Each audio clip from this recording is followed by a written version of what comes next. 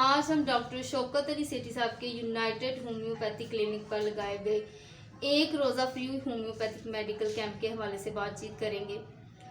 जैसा कि आप जानते हैं कि वो किसी तरफ के मोहताज नहीं। आप साबका वाइस प्रिंसिपल हैं अशरफ होम्योपैथिक मेडिकल कॉलेज के। आप बहुत अच्छे मौलम होम्योपैथिक प्रैक्टिशनर होने के साथ साथ दर्द दिल रखते हैं, समाजी शख्सियत भी हैं।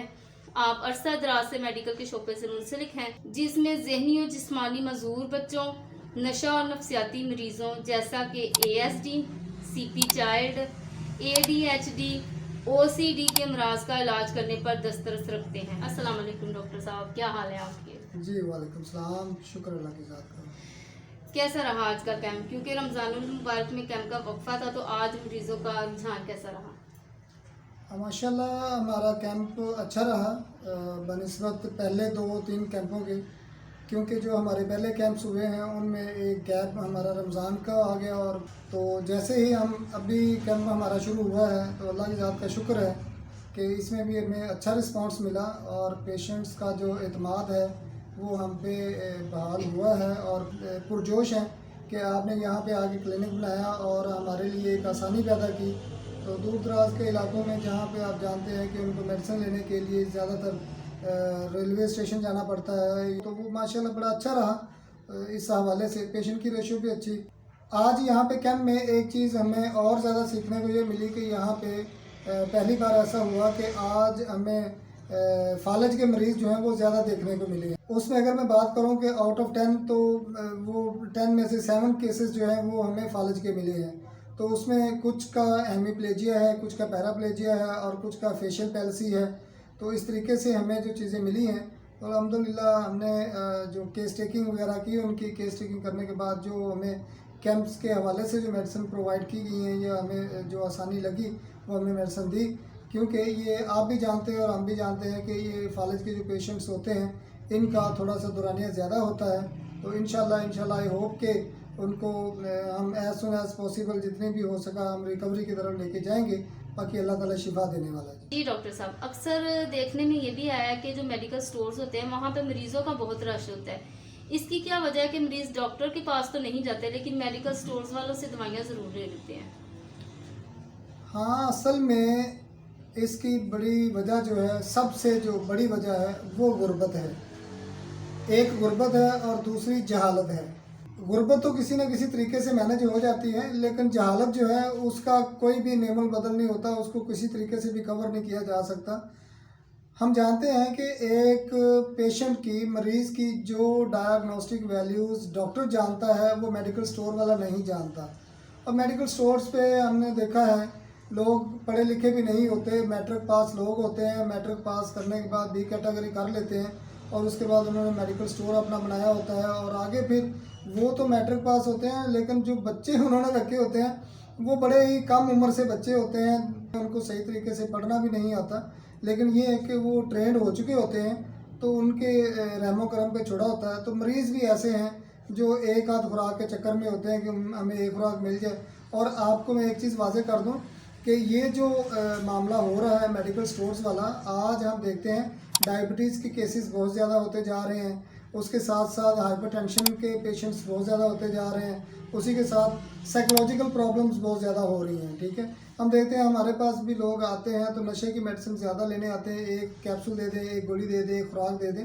तो इसी तरीके से लोग ये एक एक खुराक जो लेके जाते हैं मेडिसिन, इसमें बहुत ज़्यादा रुझान, बहुत ज़्यादा पेचीदा बीमारियों की तरफ लेके जा रहे हैं। और ऐसी पेचीदा बीमारियां जो कि न्यूरोमस्कुलर डिसऑर्डर्स की तरफ लेके जा रहे हैं और ख़ास तौर पे जो ज़हनी और जिस्मानी मरीज़ हैं वो बनते जा रहे हैं। और इनसे छुटकारा हासिल करना चाहिए। ये उसी सूरत में मुमकिन हो सकता है जब हमारी हुकूमत पाकिस्तान जो है उसमें अगर देखें तो हुकूमत भी आवाम को रिलीफ दे और जो सरकारी हॉस्पिटल्स हैं उनमें आवाम को अच्छी सहूलतें दें। तो ये भी एक अच्छा रुझान हो सकता है कि मरीज़ जो है दर बदर धक्के ना खाए, एक आध खुराक के चक्कर में ना हो। वो एक आध खुराक लेके खाता है और फिर लंबे से लंबी बीमारी की तरफ मुंतकिल हो जाता है। तो उन्हें भी चाहिए कि वो थोड़े से आवाम में अवेयरनेस होनी चाहिए। तो इस अवेयरनेस के लिए छोटे छोटे प्रोग्राम्स जो हैं वो स्कूलों के अंदर, इदारों के अंदर या जो पब्लिक एरियाज़ हैं वहाँ पे ऐसी चीज़ें जो वो की जाएँ। और भी तो हुकूमतें जो एडवर्टीज़मेंट करती हैं तो अगर इस तरीके से भी एडवर्टीजमेंट की जाए तो वो भी अवाम उन्नास को फ़ायदा दे सकती है। जी डॉक्टर साहब, आपने बड़े अच्छे तरीके से मेडिकल स्टोर्स वालों को तो जो एक्सप्लेन किया हमारा क्वेश्चन, लेकिन हमारा एक और क्वेश्चन भी था कि लोगों में ये जो पेचीदा बीमारियां हो रही हैं किस वजह से हो रही हैं, तो इसको भी आपने साथ ही जो है ना वो कवर कर दिया। हमारा सवाल जो है ना वो आपने वो पहले ही हल कर दिया, बता दिया उसका जवाब कि ये लोग क्यों इस तरह से मुब्तला हो रहे हैं। लेकिन इसके अलावा एक और सवाल भी है कि जो सोशल मीडिया आजकल, जैसे यूट्यूब हो गया, फेसबुक हो गई, टिकटॉक हो गई, इंस्टा हो गई, वहाँ पे बड़े नायाब कीमती नुस्खे मिलते हैं सुनने को, कि जो वो हमें बता रहे होते हैं कि ये यूज़ करें, ये करें, ये मेडिसिन रिकमेंड करते हैं, वो कोई साइंस सिम्टम नहीं है, लोग अन्यवा जो है इस्तेमाल किए जाते हैं। तो आप उस हवाले से क्या कहेंगे कि क्या आप भी कोई इस तरह का करते हैं कि भाई बगैर बताए बस एक नुस्खा बता दिया, वो हर कोई इम्प्लीमेंट हो रहा है, हर कोई अप्लाई कर रहा है, आप इस हवाले से क्या कहते हैं? हाँ जी, आपने बड़ी अच्छी बात की और मैं आपको इस बारे में भी थोड़ी सी आगाही देता हूँ कि मेरे पास भी इस तरीके से लोग मेरे साथ भी कांटेक्ट में हैं, फेसबुक पे, इंस्टाग्राम पे, यूट्यूब पे, व्हाट्सएप पे। तो वो मुझे भी इस तरीके के सवालात करते हैं कि डॉक्टर साहब इस मर्ज़ की कौन सी दवाई होगी। तो ये बड़ी ही पेचीदा सूरत हाल है और गंभीर सूरत हाल है कि आजकल जो सोशल मीडिया है उस पर मुख्तलिफ मकतबा फ़िक्र के लोग जो हैं वो अपने नुस्खा जात लेके जनाबे वाला जिस तरीके से भी है वो कन्वेंशनल तरीका इलाज वाले लोग हैं या यूनानी तरीका इलाज वाले लोग हैं या होम्यो तरीका इलाज वाले हैं। तो इसमें क्या कहते हैं, तमीज़ नहीं की जा सकती कि कौन बंदा किस तरीके से बयान कर रहा अपने अपने नुस्खा याद। हाँ, उसमें एक्सपीरियंस कुछ भी नहीं होता, ये पढ़ी लिखी बात है, उसमें कोई तजर्बा नहीं होता, कोई एक्सपीरियंस नहीं होता। हाँ, पहले के जो हुक्मा हज़रात हैं हम उनको देखते हैं कि उनकी जो डायग्नोस्टिक वैल्यूज़ हुआ करती थी वो नब्ज़ हुआ करती थी, ठीक है। अच्छा जो हकीम होता वो अच्छा नबाज होता था, यानी कि उसकी नब्ज़ शनासी जो है वो बहुत ज़्यादा अहमियत की हामिल होती थी और लोग दूर दराज के इलाकों में उसे ढूंढते हुए जाते थे। तो आजकल के जो हकीम लोग हैं उनके पास तो एक दो जो चीज़ें हैं वो बड़ी मशहूर मरूफ़ हैं और उसी पे ही नुस्खा जात लिखे जा रहे हैं। और लोग भी, मैं समझता हूँ इसमें हकीमों का या इस तरीके के जो इलिटरेट जो लोग हैं उनका कसूर नहीं है, कसूर उन लोगों का है जो कि गुर्बत और जहालत की ज़िंदगी गुजार रहे होते हैं और थोड़े से पैसे लगा के बहुत ज़्यादा जो है अपनी लाइफ को एंजॉय करना चाह रहे होते हैं। तो उसके बाद हम देखते हैं आज अगर मैं देखूं कि अगर आउट ऑफ 100 की बात करें तो उसमें 92% जो लोग हैं वो रीनल फेलियर के आ रहे हैं, वो हाइपरटेंशन के आ रहे हैं और इसी के साथ साथ उनके अंदर बहुत ज़्यादा पेचीदगियाँ आ रही हैं, लीवर उनके डिस्टर्ब हो रहे हैं। बहुत शुक्रिया डॉक्टर साहब, आपने बड़े अच्छे तरीके से बताया कि ये जो नुस्खे आजकल चलते हैं सोशल मीडिया पे, जिनको हम जैसे लोग भी इम्प्लीमेंट कर लेते हैं कि भाई बड़े अच्छे हैं, आपने बड़े अच्छे तरीके से उसको एक्सप्लेन किया। लेकिन लास्ट क्वेश्चन है आपसे, और डॉक्टर साहब आप हमें ये बताएं कि आपके पास ऐसे कौन से टूल्स हैं जिन्हें आप बगैर लैब टेस्टों के मर्ज को डायग्नोज कर लेते हैं, इसके बारे में आप क्या कहेंगे, ज़रूर रोशनी डालेंगे इस पर? हाँ, सबसे अहम और बड़ा ही इम्पोर्टेंट क्वेश्चन है कि ये कौन से टूल्स हैं हमारी होम्योपैथी में कि हम मर्ज़ को डायग्नोज कर लेते हैं। तो जैसे दूसरे कन्वेंशनल तरीका इलाज हैं उनमें लैब की बहुत ज़्यादा वेरिएशंस हैं, उनमें टेस्ट बहुत ज़्यादा हो जाते हैं, ठीक है। उसमें MRI है, एक्सरे है, अल्ट्रासाउंड है, वो ब्लड के हेमाटोलॉजी वगैरह के टेस्ट वगैरह हैं वो कर लेते हैं। और इसी तरीके से जो हुक्मा ज़रात हैं वो नब्ज़ शनासी के साथ कर लेते हैं, ठीक है, मिजाज वगैरह देख लेते हैं। तो हमारे पास भी होम्योपैथी में हमारे पास बहुत अच्छे टूल्स हैं, उसमें जो हमें डॉक्टर हनीमन के मुताबिक और उसके बाद डॉक्टर बोनिंग हासन साहब हैं, ठीक है, इन्होंने जो हमें टूल्स दिए और डॉक्टर कैंट साहब ने जो हमें टूल्स दिए, ख़ास तौर पे जो फ़िलासफ़िकल थाट्स हैं और जो मेथडोलॉजी दी गई है उसमें हम देखते हैं कि हम पेशेंट्स की जब पेशेंट हमारे पास एंटर होता है तो हम पेशेंट की कॉन्स्टिट्यूशन को देखते हैं।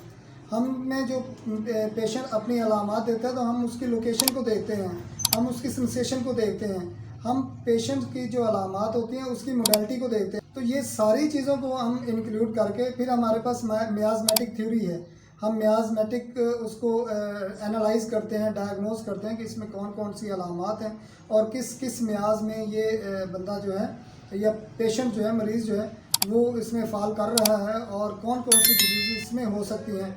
उसमें जैसे कि हमारे मियाज़मेटिकली थ्योरी की बात करें तो उसमें सोरा है, साइकोसिस है और सिफिलिस है। तो इसकी अपने एक पैरामीटर्स हैं, उसमें फिर जो सिफिलिस की बात करें तो उसमें प्राइमरी तौर पे, सेकेंडरी तौर पे और टर्शियरी तौर पे जो उसकी अलामात आती हैं वो हमारे पास उजागर होकर आती हैं और हम उसमें डायग्नोज कर लेते हैं कि पेशेंट हमारा किस मर्ज़ में मुब्तला है। और बाज़ दफ़ा तो ऐसा होता है कि उसमें जो लैब की इन्वेस्टिगेशंस हैं वो भी किसी खातर में नहीं आती, जैसे कि MRI करवाना या CT स्कैन करवाना, तो वो भी कहीं पीछे रह जाती है। और हमारे जो मेथडोलॉजी है उसके हवाले से हम जब इस्तेमाल करते हैं तो बड़ी अच्छी डायग्नोस्टिक वैल्यूज़ आ जाती हैं और पेशेंट जो है वो रिकवरी भी अच्छी कर जाता है। और ख़ास तौर पे जो क्रॉनिक केसेस हैं उसमें अक्यूट तो हमारी ऐसी ग्रिप है कि हम अक्यूट केसेस में तो घंटों में, मिनटों में हम उसका रिज़ल्ट ले सकते हैं, लेकिन जो ख़ास तौर पे क्रॉनिक केसेस हैं वो भी हमारे पास बड़ी जल्दी ठीक हो जाते हैं। लेकिन उससे पहले होना ये चाहिए कि हमारी जो डायग्नोस्टिक वैल्यूज़ हैं वो प्रॉपर हो जाएं। जैसे कि मैंने आपसे पहले जिक्र किया कि उसमें हमारे पास कॉन्स्टिट्यूशन जो है वो सबसे बेस्ट होती है। फिर आइडियोसिनक्रेसी हम बड़ी बात करते हैं। आइडियोसिनक्रेसी में भी एक बड़ी बात ये चीज़ होती है। अब मिसाल मैं आपको ये देता हूँ कि 2 पेशेंट अगर हमारे पास आ गए हैं, दोनों को ही बुखार है, तो 2 पेशेंट को हम एक ही दवाई, लाइक हम कन्वेंशनल तरीका इलाज की दवाई नहीं बता सकते, ठीक है, कि वो जाएं और वही जो 2-3 तरह की गोलियां वो खाएं और पूरे घर वालों को अगर बुखार हो जाता है तो वो एक तरह की गोलियां ही खा रहे होते हैं। तो हमारे पास जो पेशेंट आता है वो आइडियोसिनक्रेसी के हिसाब से मुख्तलिफ हो जाता है। लाइक 2 ही पेशेंट हमारे पास आए हैं, तो एक पेशेंट को प्यास बहुत ज़्यादा लग रही है लेकिन एक पेशेंट को बुखार के अंदर प्यास नहीं लग रही, तो दोनों ही मुख्तलिफ हैं। हम दोनों को एक जैसी दवाई नहीं दे सकते और दोनों ही मुख्तलिफ दवाई देने से एक डोज से भी ठीक हो सकते हैं। और अगर मर्ज़ पेचीदा है या मुख्तलिफ उसकी कॉजेशंस है, फिर हाँ पॉजिटिव फैक्टर भी बड़ा नोट करता है कि पॉजिटिव फैक्टर क्या है, वो भी हमने नोट करना होता है। सबसे पहली जो चीज़ है वो इंडिविजुअलाइजेशन है, उसके बाद आइडियोसिनक्रेसी है, उसके बाद कॉन्स्टिट्यूशन है, मोडेलिटी है, कॉजेशन है, सेंसेशन है, लोकेशन है। तो ये सारी चीज़ें मिल के जो है इसको डेवलप करती है कि हमारे पास जो डायग्नोस्टिक वैल्यूज़ हैं हम उनको निकाल सकें, पेशेंट्स के अंदर जो है वो मर्ज़ को बाहर लेके आ सके और साइन सिम्टम के हवाले से हम उसको देख सकें। और उसके बाद जो हमारे पास सबसे जो समझ लें कि अगर हम कहें कि बहुत बड़ी थ्योरी है और बहुत बड़ा जो डायग्नोस्टिक टूल है वो हमारे पास मियाज़मेटिक है, ठीक है। हम उसमें मियाज़मेटिकली जो पेशेंट को एवेल्यूएट करते हैं, जो उसकी साइन एंड सिम्टम को देखते हैं, परखते हैं, जांच पड़ताल करते हैं, केस टेकिंग करते हैं। केस टेकिंग करने के बाद हम उसको रेपोर्टाइज करते हैं। जैसे कि हमारे पास उसमें बात करें मियाज़मेटिक की थ्योरी की बात करें, मियाज़मेटिक मेथडोलॉजी की बात करें, तो उसमें हमारे पास सोरा है, साइकोसिस है और सिफिलिस है। तो जब हम इनको देखते हैं तो पेशेंट जो है वो अपनी अलामात को बाहर निकाल लेता है। अब हमें नहीं गर्ज है कि पेशेंट में जो मर्ज़ है वो शिज़ोफ्रेनिया का है, वो साइकोलॉजिकल प्रॉब्लम लेके आ रहा है, वो एंजाइटी में है, वो डिप्रेशन में है, या वो फ्रस्ट्रेशन का शिकार है, या उसमें किडनी फेलियर का सिस्टम चल रहा है, किडनी फेलियर आ गया, कोलिलिथियासिस का आ गया, या उसमें गैस्ट्रोएंट्रोलॉजी का कोई मसला बन चुका हुआ है, या वो हेपेटोलॉजी का कोई मामला बन चुका हुआ है, या अगर हम बात करते हैं तो डायबिटीज़ के हवाले से है। तो ये सारी चीज़ें एक तरफ रह जाती हैं और हमारी जो डायग्नोस्टिक टूल्स हैं वो इस पे कारबंद होती हैं और उन्हीं को हम इस्तेमाल करते हुए डिज़ीज़ को एवेल्यूएट कर लेते हैं, डायग्नोस कर लेते हैं। और फिर जब हम दवाई देते हैं तो अल्हम्दुलिल्लाह वो जो मरीज़ है वो एज़ सुन एज़ पॉसिबल जो होता है जल्द अज जल्द ठीक होने की बात करता है और अल्लाह ताला भी उसको शिफा देता है।